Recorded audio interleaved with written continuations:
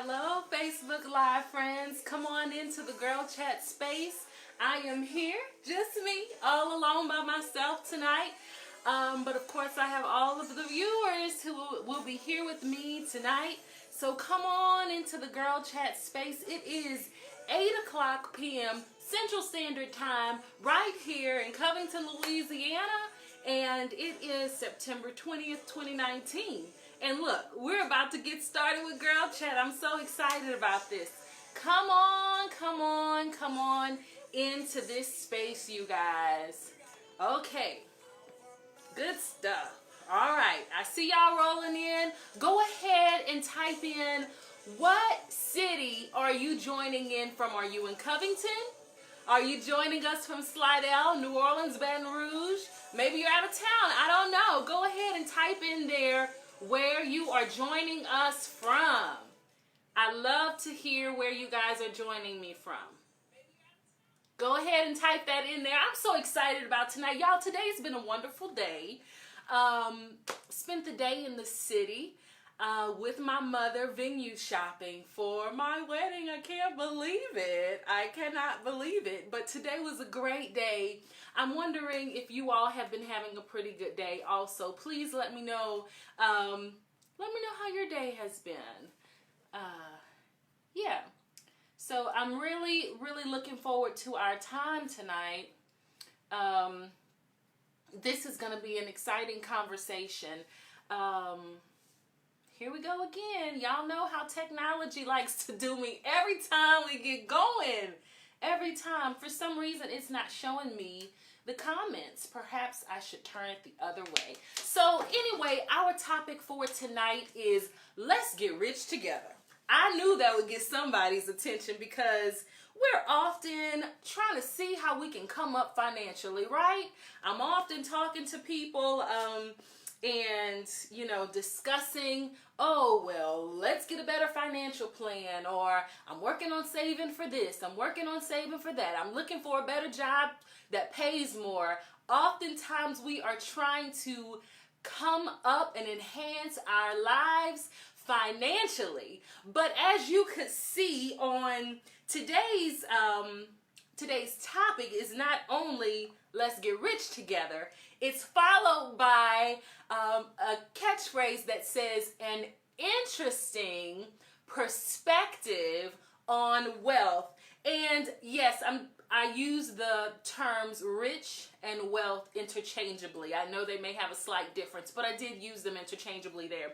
So I'm so excited because we're going to jump right on in. I'm going to start off with a quick, brief little thing I want to tell y'all about this man now. Y'all tell me what your thoughts are about this man. Hi there. I don't know why the comments are not showing up. There, I see that y'all are commenting, but my iPad's not letting me see them. I think this happened last time. I can always see them on my phone, but not here. But anyhow, catch this story. Y'all let me know what you think about this. So, there was this man, balling. He was wealthy. He was actually a businessman. He was a farmer. And his fields and his business was booming, like big time. Like he was doing very well. And this man had barns where he would store up the things that his field would produce. So he was saving. Now, for him, his wealth was in the form of his produce. Everything that his gardens and fields and business was producing. So he would store all of this stuff up in his barns. Now, catch this. His field and his business began to do so well that his barns, all of the barns he had, were full and overflowing. They couldn't hold anymore. So, what did the man do? We're wondering, well, maybe he decided to go give some stuff away? No, he didn't. Let me tell you what this man did. Instead of finding a way to give or to sell more, he said, catch this, y'all. I thought this was hilarious, but there's a reason for the explanation. So instead of him trying to get rid of some of his stuff, one way or the other, he said, why don't I tear down the barns I have, since they don't hold all that my business and my fields are producing. Let me just tear down the barns I have and build bigger barns. So what he had, I don't know how many barns he had. Perhaps he had 20 barns that were full of produce, but it wasn't big enough to hold all the produce that and the wealth that his fields and his business was producing. So he was going to tear them down, build more, and then he said, catch this, after I build my bigger barns, perhaps I can fill them up and I can sit back and say to myself, well, look what I have now. I have all this stored up for my future. But catch this, y'all. Guess what happened to the man? The man didn't even get to fulfill the plan because that same night he died. OMG. He died. Yep, that's how the story ends. Now you say, what? This is a crazy story. You're exactly right, because this is the parable of the rich fool, the young rich fool. That's the title of the story in the Bible. It's a parable. Here, individuals were talking. A man was said, Jesus was talking to the people, and the man asked Jesus, he said, look, can you help me out? Can you go tell my brother to give me my half of the inheritance? Can you tell my brother to give me what's mine? Give me what's due me. Y'all know how we get when somebody has something that belongs to us. Let's find out that we have, that we didn't get all of the payment we were supposed to get. Y'all, the first one's up there. Wait a minute. Where's my check? Give it to me. I want all of what's mine. This how the man was. He was like, why don't you tell my brother to give me what belongs to me? And that's when Jesus went into this conversation of breaking down what is wealth and riches really. What is it really? And so the first question I have for you before I point out the first point, I have a question. My question for you, and you may have seen it on Facebook already, the question is, what drives greed?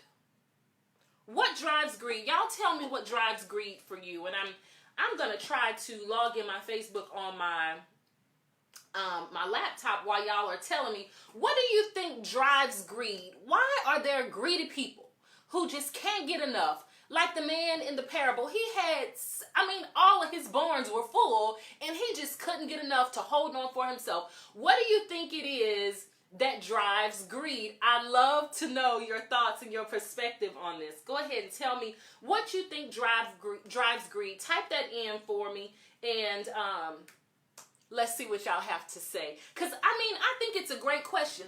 Hold on, y'all. Let me get my password. So I think it's a great question because, oftentimes we say, well, there's a fine line. Maybe I'm just trying to save up for my future. Maybe I'm trying to save up for my kids. Maybe I'm trying to create a legacy and save for people that are to come. What is the fine line and what drives greed? Because there's greed and there's being wise and having some savings. What drives greed? Y'all go ahead and tell me what you think drives greed. I love to know. So, and this, okay, hold on, y'all. Look at God. Let's see what we're about to do here. Let me turn down the sound. Make sure we're good to go. This is so exciting. I am really looking forward to really getting through all of this with you guys tonight, because I think we have a problem. How does that old show used to say, Houston, we have a problem. I think we have a problem in our world today. I think that, my opinion, and I think there are studies out there and other people who see this too, is that we get lost. We get lost in life because we sometimes become greedy. Greedy, yes, I said it. And not just financially greedy, but sometimes we're physically greedy, eating too much. I'm trying to lose 25 pounds right now, y'all, because it's so good. And that's how it is with money sometimes too, y'all. It's just so good. And we become greedy. So what do you think drives greed? I think, y'all, I think I'm about to be able to see.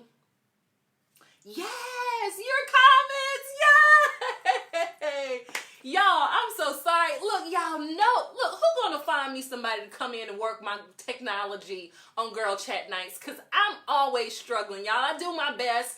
I prep. Last night I came in here and set all this up. And look, but anyway, here y'all are. Let me see what your comments say. An attempt to fill a void. Christiane, I see that. An attempt to fill a void. That is so good. You're right, because oftentimes it may not necessarily be the money that they're after. Maybe they're trying to fulfill an insecurity. Maybe they're trying to fulfill a hurt or a pain from their childhood when they were poor, that they're now trying to fix it by getting all that they can get. You're right. I think sometimes greed is driven by this need to fulfill a void. Good stuff. And I see somebody just shared the video. Thank you, sis. Y'all go ahead and share. Like and share. You never know who might want to chime in on this, y'all. So good stuff. Let's see what else. Arrogance, Pam, girl. You know it. You know it. Some people with that arrogant spirit become greedy. They have this this facade to uphold. You know, if I have all of this wealth, all of this money, I can drive the finest car, I can wear the finest clothes, I can stunt real hard on them. You know what I'm saying? So you're right. I think arrogance sometimes does drive greed. Lakeitha says trying to keep up with the Joneses. Yes, y'all, we have to stop that. We have to stop. I heard somebody say comparison kills. It will take you straight out. Yes, because you lose track of what you're trying to do or supposed to be doing because you're too busy looking over here at the Joneses trying to keep up with them. Well, look, they just got a built-in pool. Now we've got to get a built-in pool. They just painted their house. Now we got to paint our house. They just upgraded their car to a 2019. Now we have to upgrade our car. We can't get sidetracked by the Joneses. Somebody say to the Joneses. No, no, no. And then Erica says discontentment and insecurities. Absolutely. We just said that. Y'all, yes, I totally agree with you. I totally agree. And I think, sometimes the interesting thing is that sometimes people may not initially set out to be a greedy person. They may not initially set out to be rich or to have this mindset of arrogance, but along the way, they get lost. How many of us has said, well, I'm going to do this just for a little while, or I'm going to do this in moderation. And then it starts looking better. That bank account statement just starts looking better and better. Then before you know it, we're not spending any time in the Word because we're so busy working. Before you know it, we're not spending time with our children like we're supposed to because we're so busy getting a college fund, a savings, because we're being greedy. So many times we get sidetracked. Maybe it's not the initial intention. But if we are not careful, guys, if we are not careful, ladies, we can become distracted by money. And y'all know the word says what? The money is the root of all evil. It's not evil, but it's the root. It can become something that leads you in a direction that is not pure, that is not holy. So that's good stuff, y'all. I really, really appreciate you guys helping me with the comments there. I see all my people here, y'all. Look, I'm glad y'all up in this thing. You know what? I'm not here alone after all. Okay, so back to what I was telling y'all about the story. You remember I was telling you about the rich fool, right? Who had all this money and all of this produce, and he was doing so well, but instead of being satisfied and saying, let me go help someone else, he decided to build bigger barns. Again, in that passage, Luke 12, verses 13 through 34, there are two separate passages there. There's a piece of that passage. I'm going to give you this. If you have a pencil near, write it down. If you have your phone, type it in your notes. Look, take a mental note. It says, just a little piece of that scripture, actually it's in verse 15, it says, guard against every kind of greed. Guard yourself against every kind of greed. Guard yourself against every kind of greed. Financial greed, okay? Greedy when you come to eating. Greedy when it comes to shopping. Greedy when it comes to monopolizing somebody's time. Greedy when it comes to selfishness and fulfilling yourself. Greedy, greedy, greedy. The word says guard yourself against that mess. The Bible also tells us to do everything in moderation. The word never said it was wrong to have money. It's not wrong to have a savings. It's not wrong to save for your children's college funds or have a little savings for vacation. It's not wrong. But everything that's outside of moderation, you have to also look at your intention and the purpose behind why you're doing what you're doing. Look, I want to share this interesting fact with y'all. I have some facts here because I was looking at the different points. I said, let me get some facts to lay on them. You know what I'm saying? You can always substantiate your claims with some facts just in case there's somebody here who says, well, I don't really study the Bible. I don't believe in that. Cool. I got some facts for you too. This has nothing to do with the Bible. But listen, some facts. Do y'all know that in over 6 years, Bill Gates gave away $28 billion, saving 6 million lives. And overall, Bill Gates has donated more than half of his total net worth. Now, what I like about this, y'all, because like I said, this is not scripture. But when you look at good and goodness, oftentimes it leads right back to the word, because every good and perfect gift comes from God. Hey, I love this. So it says he gave more than half of his total net worth. Now this is Bill Gates, y'all. Bill Gates, y'all know Bill Gates, richest man, computer tech guy. Yeah, I need him up in here to help me with, yeah, you know what I'm saying. So anyway, Bill Gates is a giving man, and guess what? He's still giving. And what does the word say about when we give? It's gonna come back. It's gonna come back. So that's Bill Gates. And here's another fact. Let's see. There are tax laws. Y'all know. Now I'm not real big into I'm not big into politics at all, and I don't know a lot, but I do often hear how our laws are often set up for the rich to get richer, and the poor still get poor. I see you, Rodriguez. You said, Pastor Hart, y'all, that's my cousin. What did you say? Let me see. An appetite that comes from lack and the desire to fulfill materialistic hunger. That's good. Look at those. How he articulating. I see you. And then you also said heaven and hell is after the same thing. Your appetite. What are you hungry for? Come on up in here preaching. I see you. That's right. That is so on point. So I'm going to go ahead and move to the second point. But the first one is guard yourself against greed. Guard yourself against greed. Here's our second point. Still in that same passage of scripture we were talking about, Luke 12, verse 14 tells us, life is not measured by how much you own. Life is not measured by how much you own. Now, according to worldly things, according to television, according to the Joneses, life may be measured by materialistic things, but we know, we who have wisdom, we who have read our word, we know that life is not measured by how much you have. Life is measured by what? We're going to get into that. Life is not measured by how much you have. Now, also I read, and this has nothing to do with the Bible. I read on another website for those. Again, if you don't believe in the Bible, that's okay, because the very things, the good things that the world is teaching always comes right back to the world.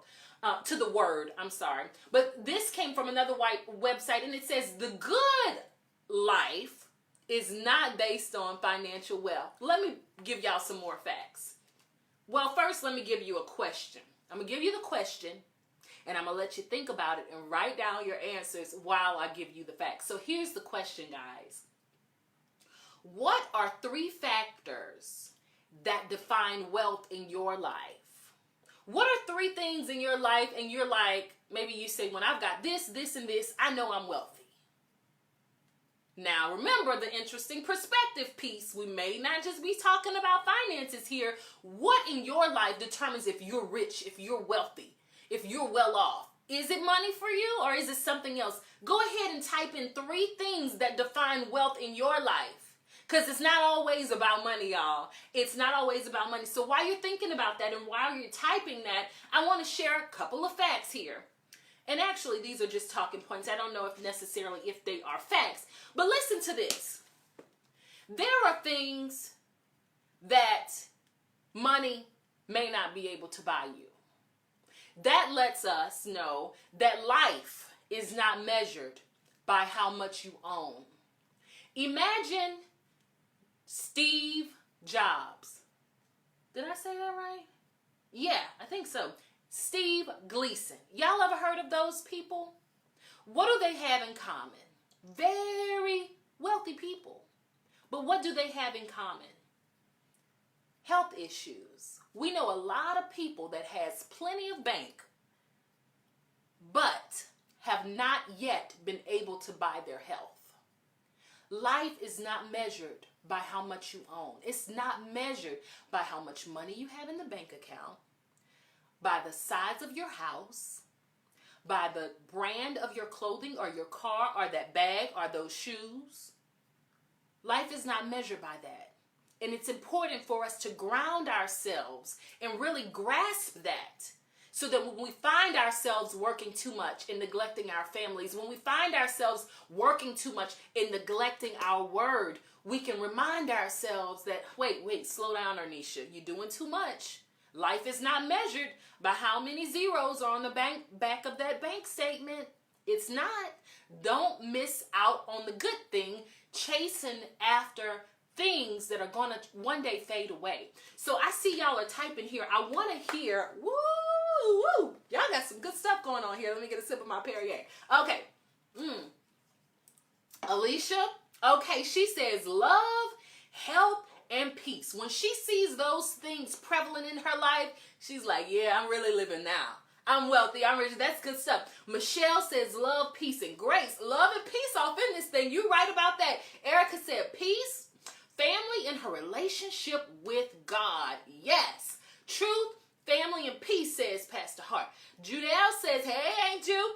God, health, and family. Yes. Pam says peace, God's mercy, and joy. Yes, death will not discriminate. We will all pass that way. You are so right, and it doesn't matter. Of course, money may be able to get us better health care or buy some medications, but sometimes money just can't buy your health. A lot of y'all said peace when it came to your wealth. Y'all weren't saying how much money is in the bank account. Remember, we're not downing having finances, being financially stable. We're not downing, even if you just, God has blessed you in that way and you are rich. We're not downing that. But what we're saying here is make sure that your perspective is not so tunnel visioned on just the finances. Remember, there are so many aspects of your life, because look now, I'm going to share this with you.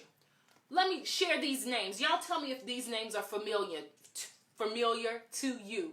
Robin Williams. Y'all know him?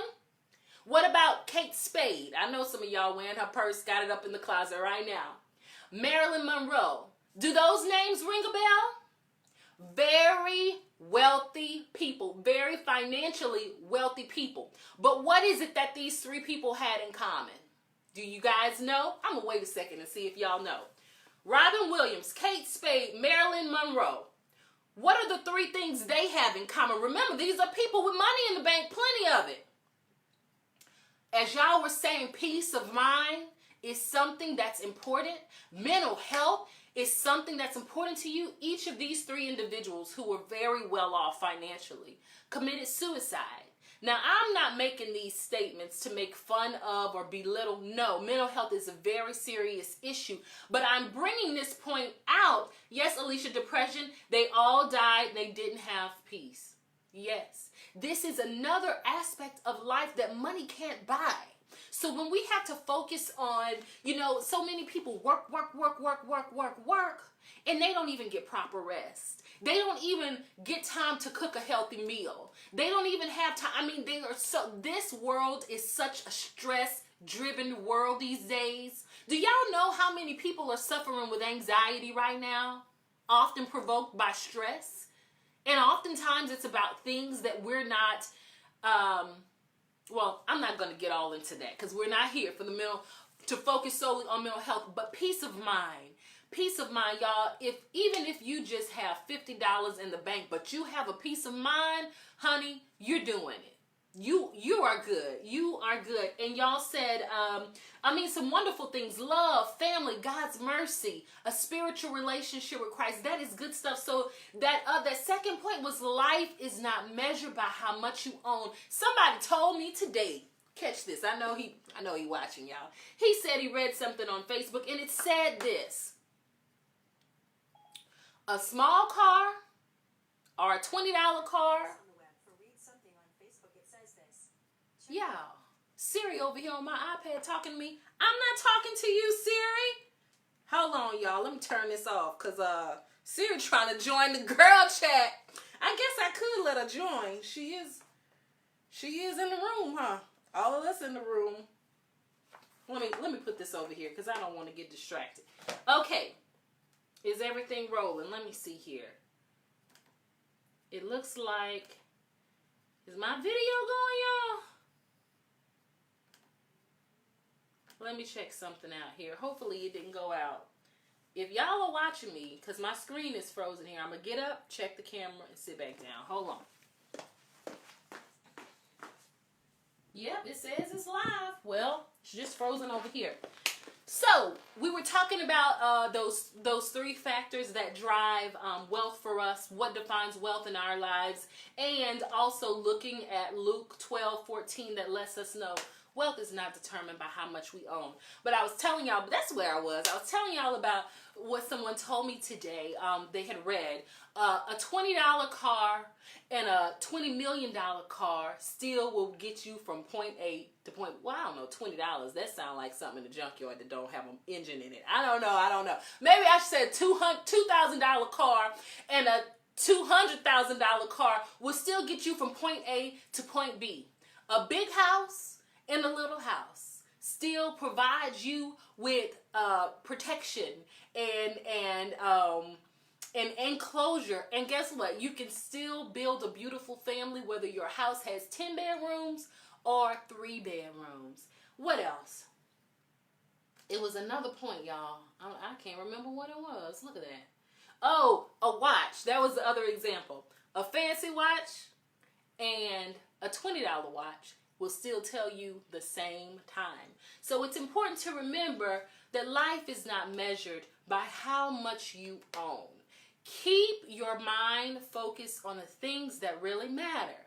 Be financially stable, have financial health, but also focus on the things that really matter most. And this last point that I'm going to share, and I don't know if y'all can still, everything's still going. Let me refresh my screen and make sure. I keep telling y'all, if y'all know a tech person that's willing to come volunteer some hours on Friday nights when I do girl chat, y'all let me know. It's saying it's live. Okay, let's see. Yep, still going. Y'all are still there. I appreciate y'all for working with me because I promise I did get into this and check it out. So, somebody give me a thumbs up if we're still going. If this is still good because it's showing that it's playing. Okay. All right, we're good. Michelle says, it's not what's on the outside, but what's on the inside. And you know you are sure right about that because they have some rich people, good-looking people, filthy on the inside, ugly on the inside. And we have to remember that life is not about how much we own or how much we have, but it's about your character. It's about some other things. Now, let me get to this third point, y'all. We're going to wrap it up. I'm so excited. Luke 12, verse 34 tells us this too. It says, basically, in the other words, the things you treasure will consume your heart. The things you treasure will consume your heart. Now, I want to ask you this. What do you treasure? Go ahead and type that in for me. What are some things that you treasure when you say, ooh, this is so special to me. This is so significant to me. This is so important to me. What are the things that you treasure? Please go ahead and type that in, please. Because I really want to know, what are the things that my friends here on Facebook treasure? What do you treasure? What do you treasure? Okay, let me know. Let me know. Christiane says family. Good, Christiane. Let's see what else people have to say. What are the things you treasure? Because I have some follow-up questions, and this is really going to let us know. What are the things that you treasure, my friends? Because the third point says, the things that you treasure will consume your heart. It will consume your mind, right? So then we have to ask ourselves, okay, family, relationships, right? Absolutely, good stuff. We ask ourselves, oftentimes we say we treasure certain things, but yet we end up neglecting those very things that we say in our mind thinks that we treasure. But when it comes to where do we spend our time? What is often on our mind? What are we committed to?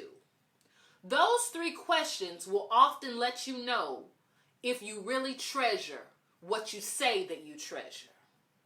If you're spending more time on Facebook than you are having quality conversations with the family or the children or the spouse that you say you treasure, if you get home from work and you sit and most of your time is on that cell phone, I want to tell y'all, did y'all know you can go on your cell phone and check how much time you actually spend on your different apps a day?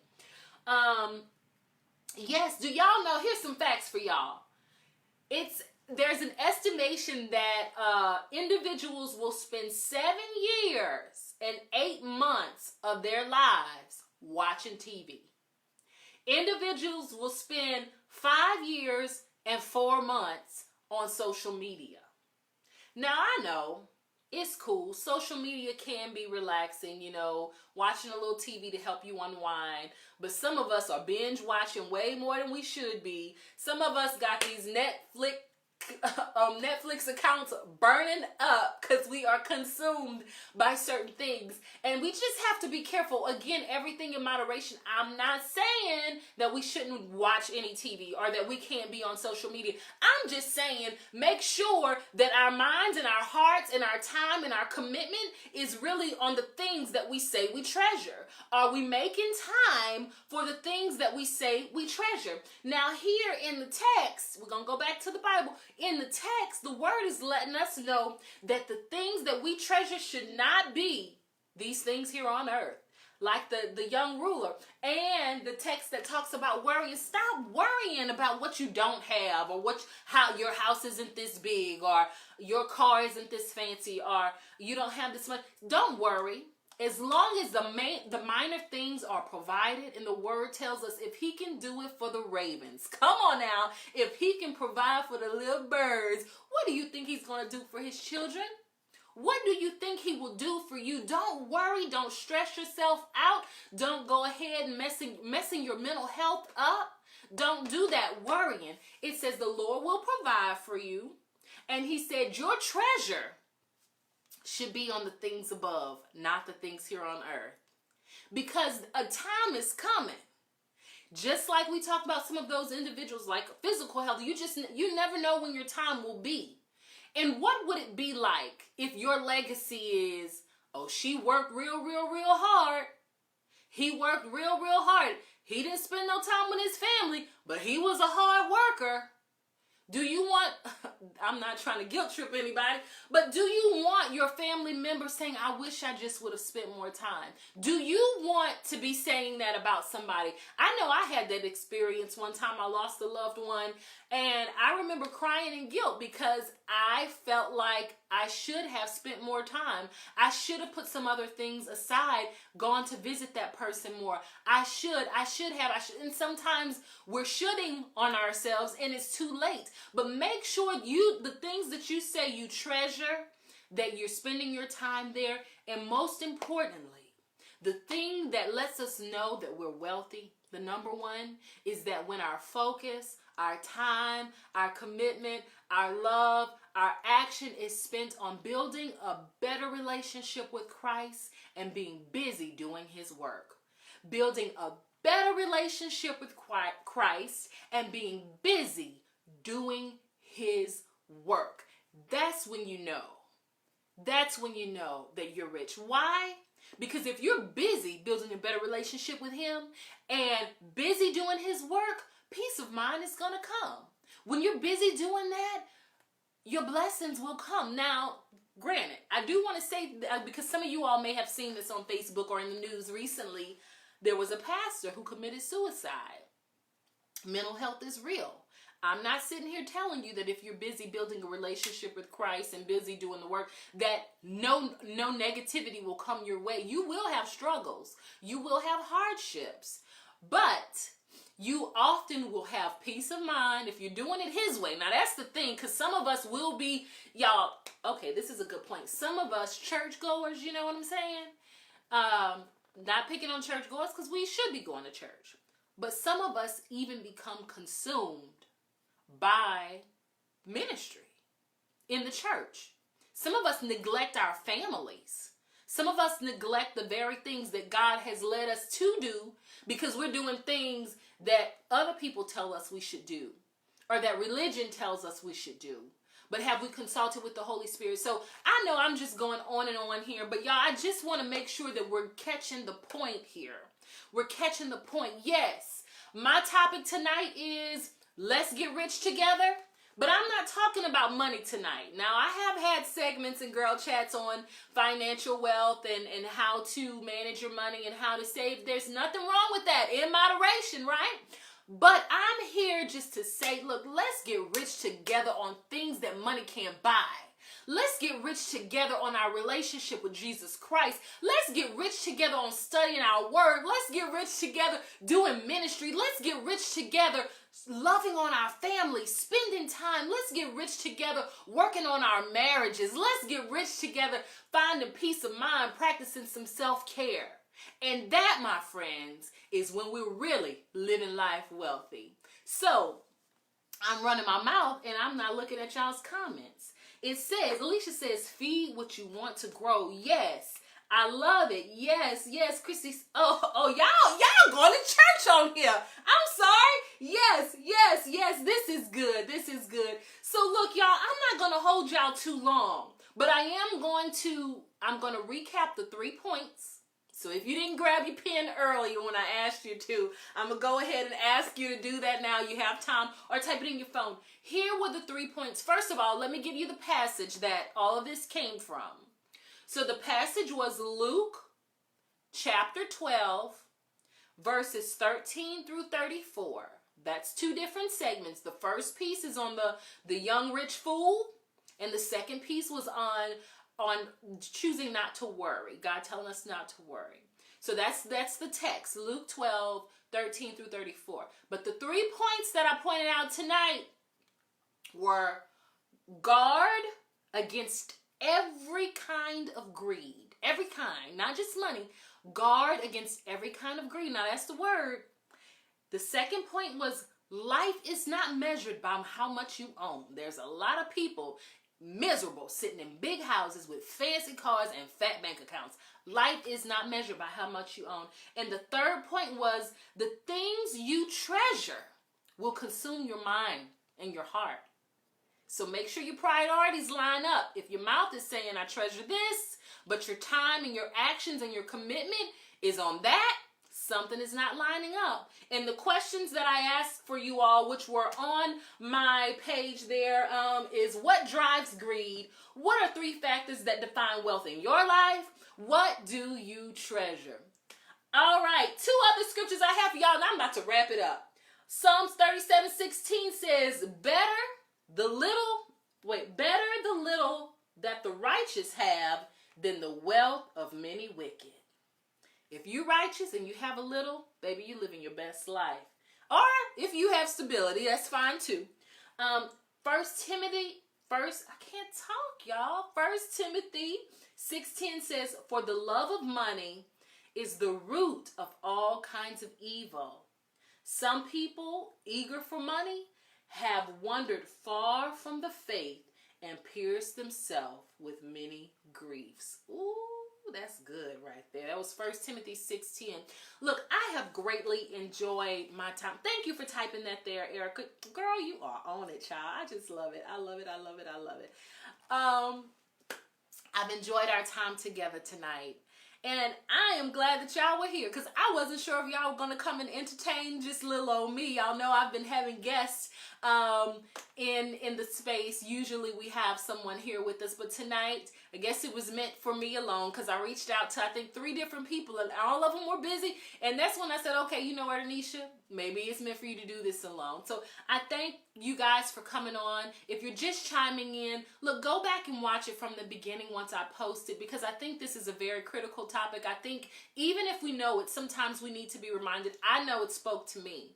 I know it did. So I appreciate you all joining in tonight. I look forward to the next Girl Chat. I'll be posting dates on my page and in the Girl Chat group. If you haven't joined the Girl Chat group, go ahead and request to join and I'll let you in. And I'm really looking forward. Look, I pray for you guys often. I really sincerely do. Especially even those who get on and never say anything. I see your names popping up and I pray for you. I pray for you. And even now, I'll just say that I hope and pray that God will enrich and enlarge your territory. Not just financially. We want that too.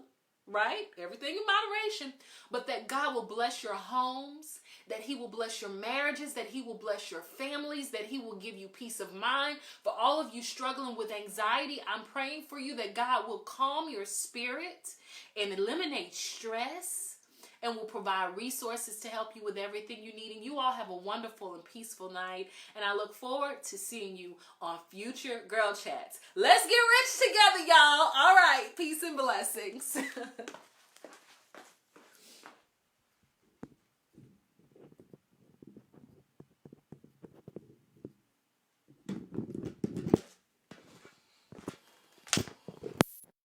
Uh-oh, I'm still live. What?